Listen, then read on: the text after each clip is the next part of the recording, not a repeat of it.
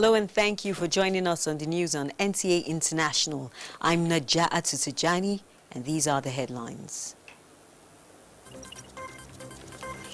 National Security Advisor sensitizes Nigerians on 2019 National Security Strategy.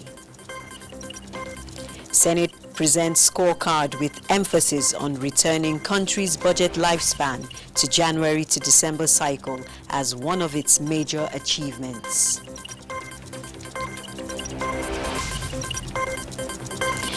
Federal government launches multi-billion naira agricultural scheme to enhance food security.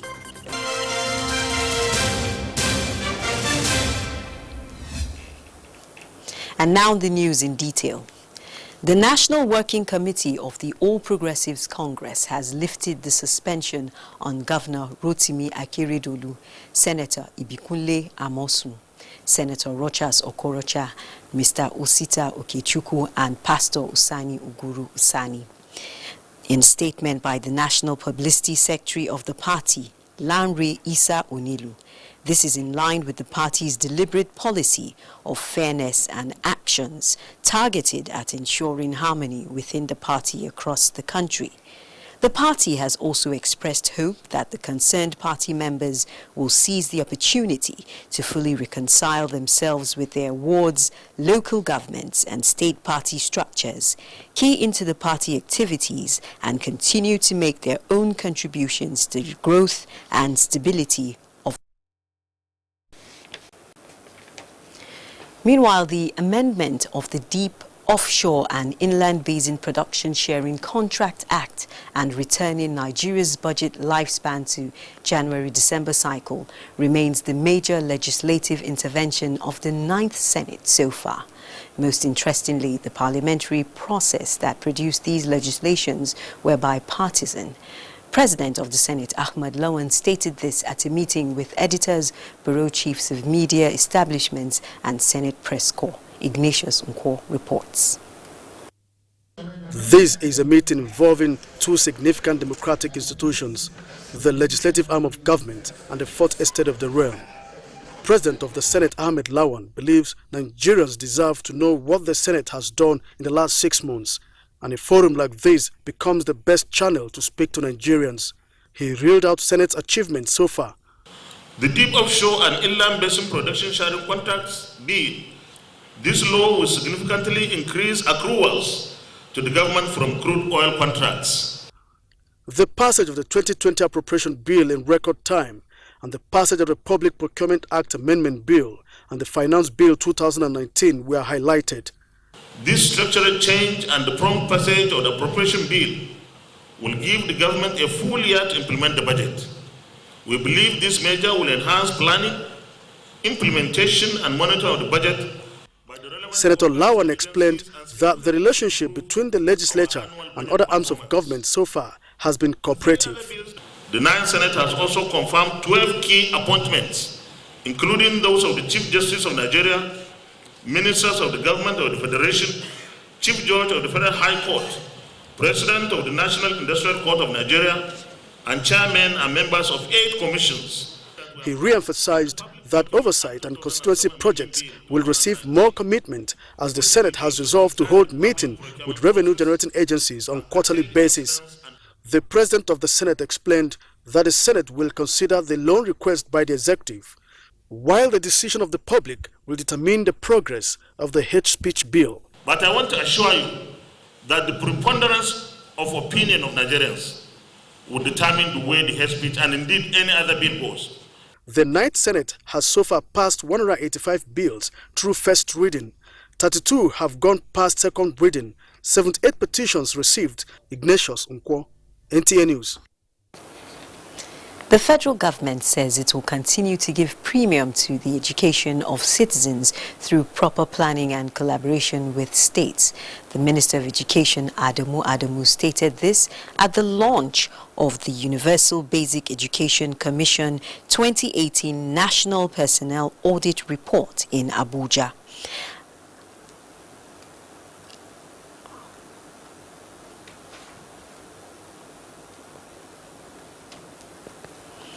Let me place on record that UBEC had received all its allocations 100% in full and on time from 2015 to date.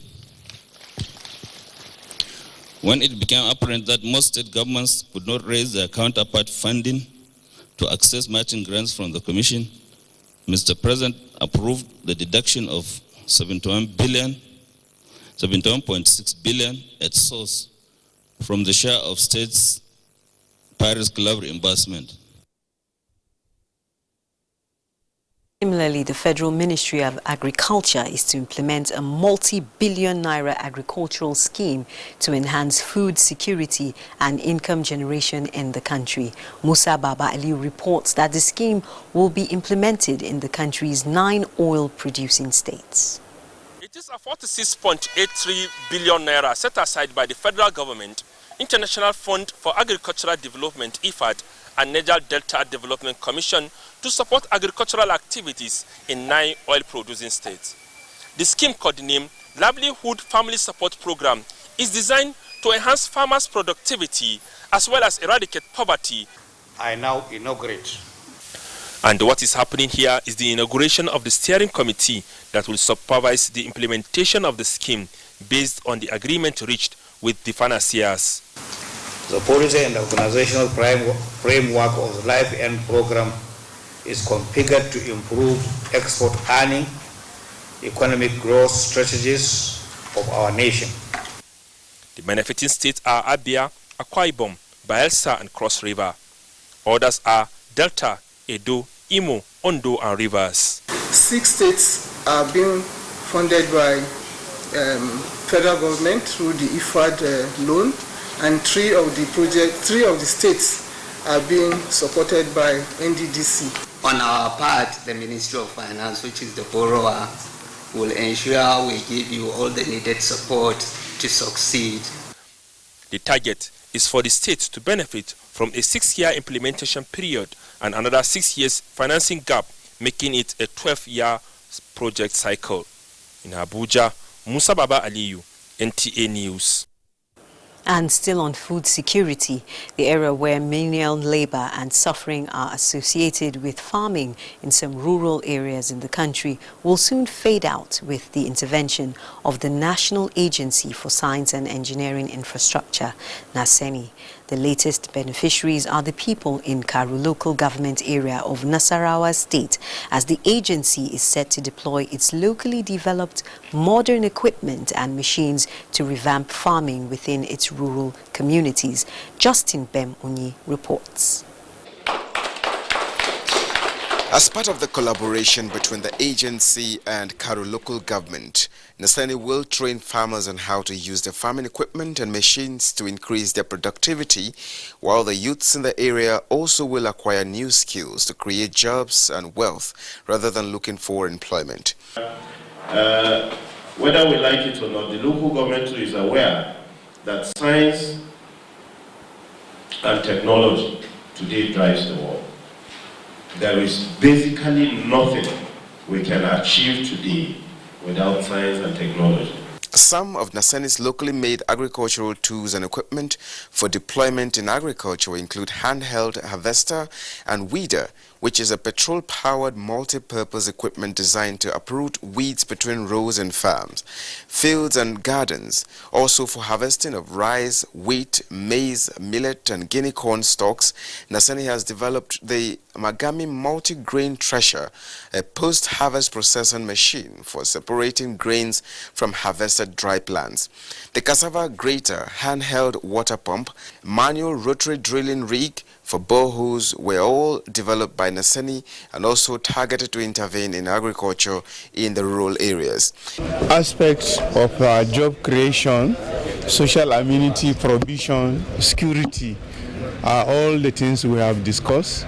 It is within the mandate of NASENI to also provide these services, but doing it in collaboration with the local government, that they know exactly what are the challenges, will be more meaningful. Meanwhile, Nasani has donated 7 primary science kits to Karo local government for distribution to selected primary schools within the area, as the teachers who will handle the science kits are to be trained by the agency. Justin Bemunyi, NTA News. And to security matters now. The Office of the National Security Advisor is sensitizing Nigerians on the National Security Strategy 2019 document, recently launched as a roadmap and antidote to emerging security challenges. Defense correspondent Ismail Musa reports. Nigeria has been contending with internal and external security threats, thereby affecting her socio-economic growth and development. That necessitated the development of a national security strategy in 2014. The document, with inputs from different ministries, departments and agencies, provided a roadmap to addressing security threats, which was reviewed and relaunched recently by President Muhammadu Buhari. The new notion of national security under this administration places emphasis on the people as the referent object and not the state, aimed at enhancing the social well-being of the citizenry. This strategy, therefore, underscores the need to address the socio-economic concerns such as corruption, which breeds poverty and unemployment, insecurity, and the diversification of the economy, which are the 3 key objectives of this administration. The task before this platform is to explain delegated responsibilities of ministries, departments, non-governmental organizations, traditional institutions, and the civil organizations to enhance implementation and the success of the strategy. Most government documents, sometimes it's easy to read if it's legal or educational. But when it comes to this particular document, it's a combination of many things. It's a bit thick, dense, academic. The document is subjected to periodic review based on emerging security challenges. In Abuja, Ismail Musa, NTA News.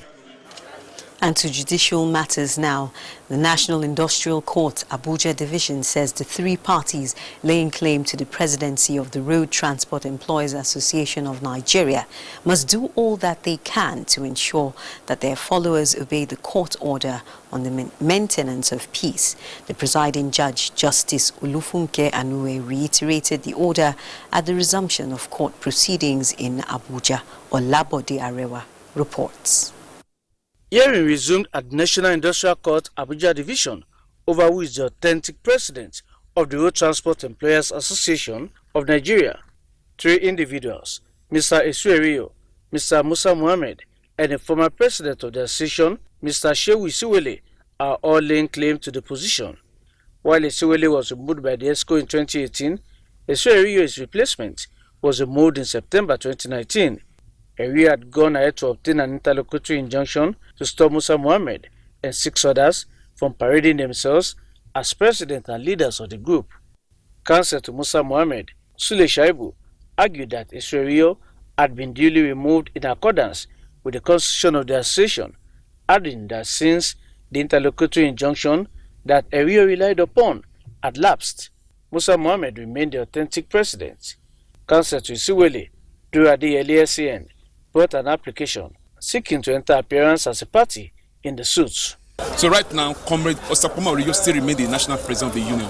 That's all. It remains in the realm of allegation that there is content. We have not seen any content. Our clients have been law-abiding. We have always been advising them.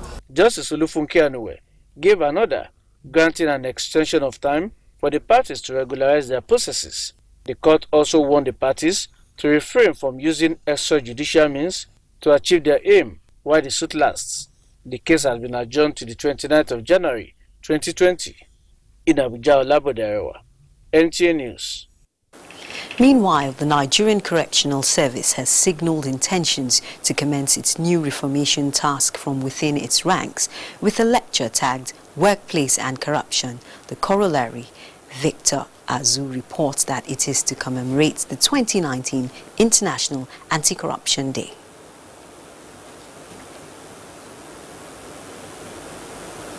We'll take a break now, and that report will come after. Thanks for staying with Nta International. And now to ICT matters. There is hope for access to broadband services in every part of Nigeria.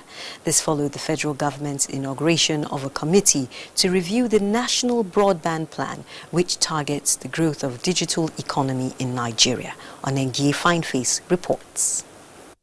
I hereby behalf of this very important committee, and I wish you all the best. And I pray God Almighty to make you all very successful.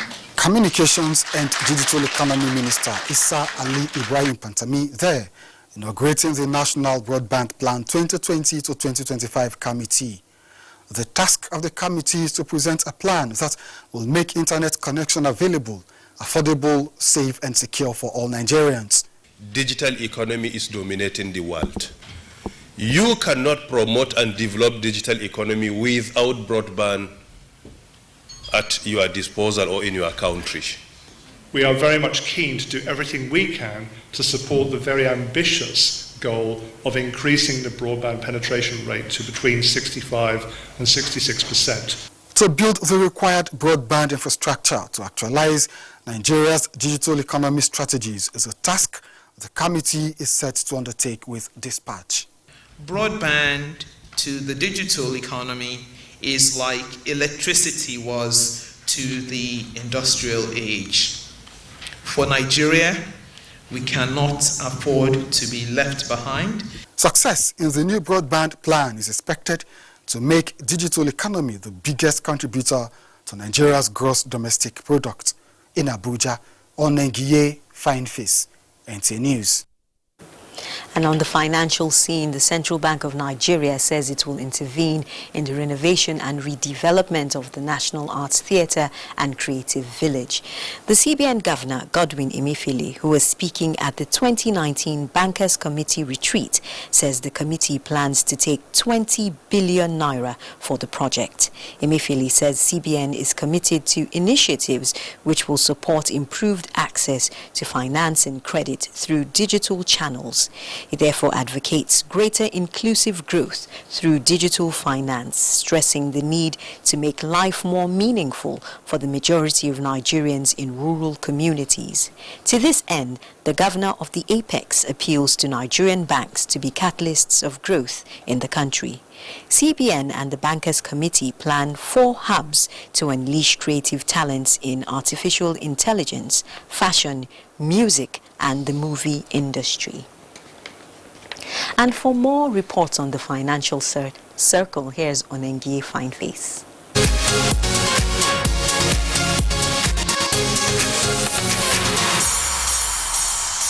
The central bank says it will intervene in the renovation and redevelopment of the National Arts Theatre and Creative Village. The CBN Governor Godwin Emefiele, who was speaking at the 2019 Bankers Committee retreat, says the committee plans to rake 20 billion naira for the project. Emefiele says CBN is committed to initiatives that will support improved access to finance and credit through digital channel. He therefore advocates greater inclusive growth through digital finance, stressing the need to make life more meaningful for majority of Nigerians in rural communities. To this end, the Apex Bank Governor appealed to Nigerian banks to be catalysts of growth in the country.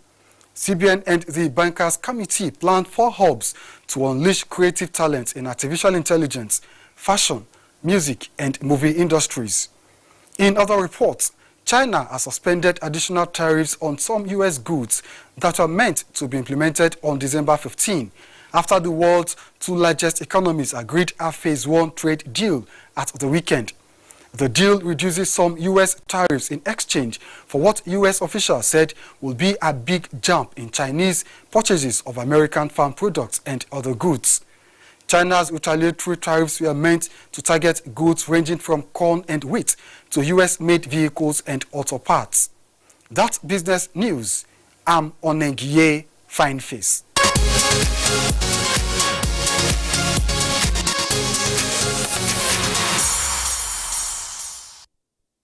Thank you, Onengie.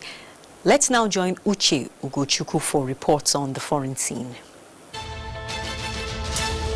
5 West African leaders have appealed for greater international assistance to combat militant Islamists following the killing of 73 soldiers in Niger.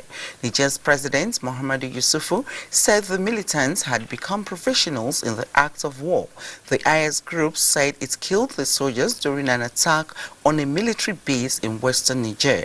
In a related development, Somalia's government has installed surveillance cameras on major roads in the capital, Mogadishu, to deter more attacks from the Islamist group Al-Shabaab, as the insurgents often carry out bomb and gunfire attacks in Mogadishu. Moving on, Gabonese airlines have been removed from the European Union air safety backlist after 11 years, following improvements in aviation safety. Airlines in Gabon can commence flights to Europe. The list is meant to ensure the highest level of air safety for passengers traveling to and within the European Union. Finally, India's Prime Minister Narendra Modi has appealed for calm as violent protests against a new law on illegal migrants entered a 5th day. The new law entitles citizenship to some non-Muslim migrants from 3 Muslim majority countries. Uche Ugochukwu, NTA News. Thank you, Uche. Now, Nigeria Basketball Federation invites players for the last phase of 2020 Olympics qualification.